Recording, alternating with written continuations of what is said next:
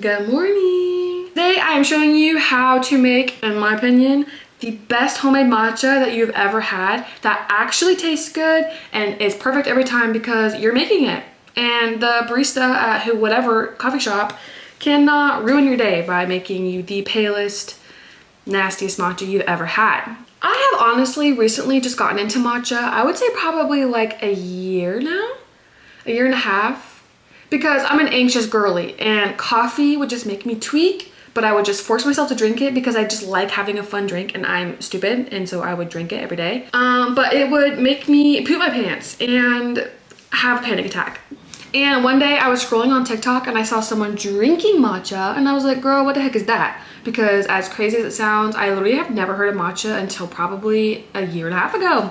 That was my first time ever, I think, seeing and hearing of matcha. And I was kind of just like looking it up and I saw that it has less caffeine and it's made from green tea, which I love green tea. So I was like, period, girl, let's try that. And I've loved her ever since.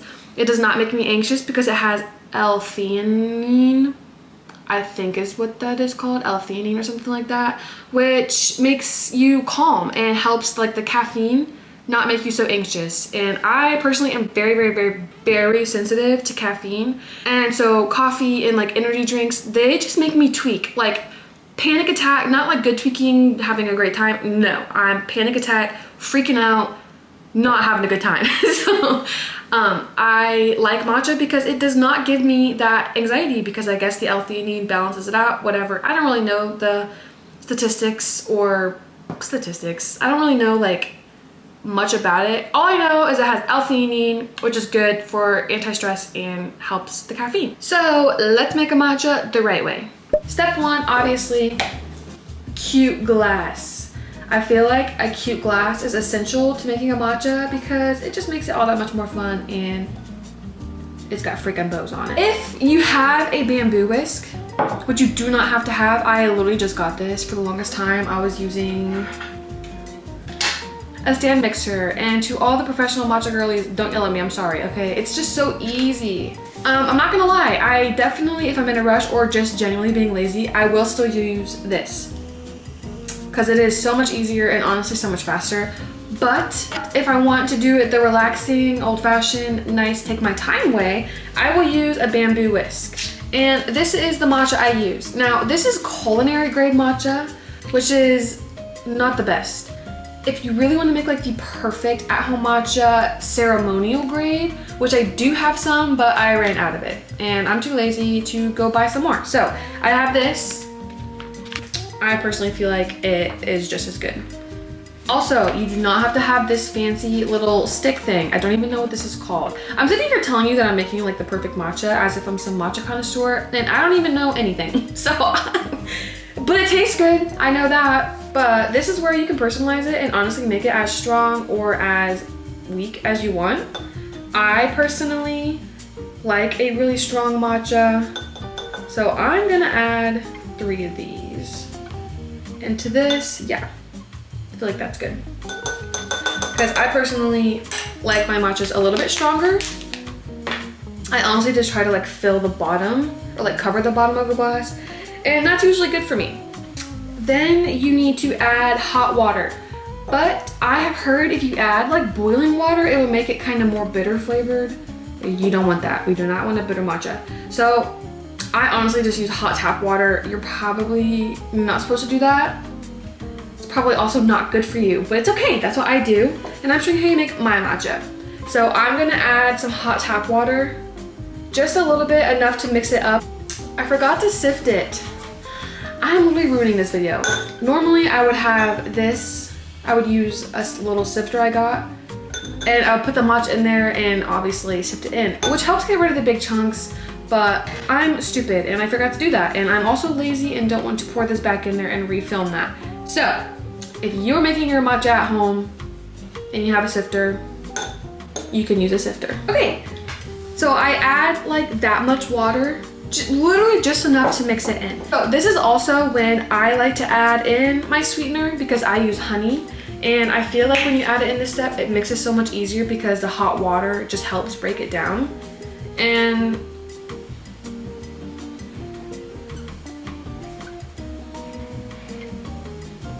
like that. Not too crazy. Actually, that's probably a lot, but it's fine. And then I will take my whisk and we will just mix her. And you know that your matcha is good and mixed whenever, like your goal is to have the tiny little bubbles on the top. Like the foamy, frothy kind of look up there. You also want to go in like an M motion. You want it to look like that. Like, do you see the tiny bubbles all on the top? And that's how you know she was done. When she's frothy, she's good. Now I'm going to add my ice and my milk. I don't even have fancy ice cubes. You can get cute ice cubes, of course. I just use this very basic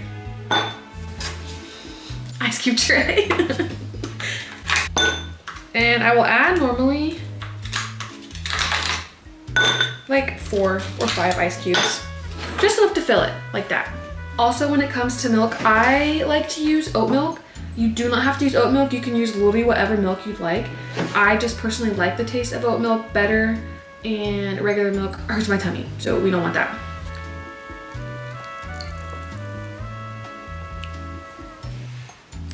And then she looks beautiful. Now is also when you can add like your other flavorings. I like to add vanilla. Literally just from Tarani, basic vanilla. I don't add too much. Jesus. I just add like the tiniest little boop, and that's it. Just like a little extra sweetness, because I personally like a really sweet matcha, and like extra flavoring. And vanilla, I don't care what anybody says, vanilla is the best paired flavor to go with matcha. You heard it here, better than even strawberry. I love strawberry matcha, don't get me wrong, but I just personally think that vanilla is the goated OG best one. Then you get your straw and you just, I feel like I did not add enough ice actually. I feel like this is, I don't know.